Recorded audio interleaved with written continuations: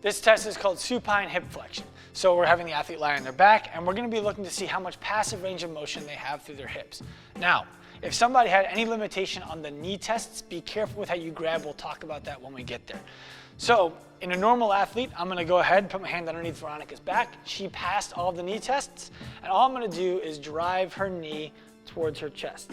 Now we're looking for two things. Number one, can I get her thigh to her ribs without any kind of pain or pinching in her hip? So let me know, Veronica, do you feel any pain or pinching in your hip as we go? No, she's good.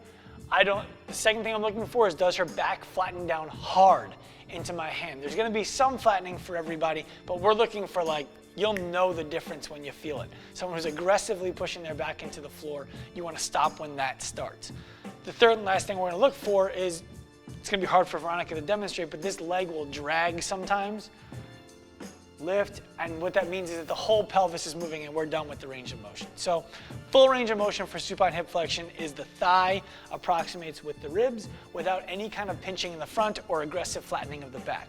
Something to note is when you do this straight on, a lot of people will have some trouble. If you bring it out a little bit, they might perform a little bit better. So just because they test limited at first does not mean that they're limited. Check a different leg slot.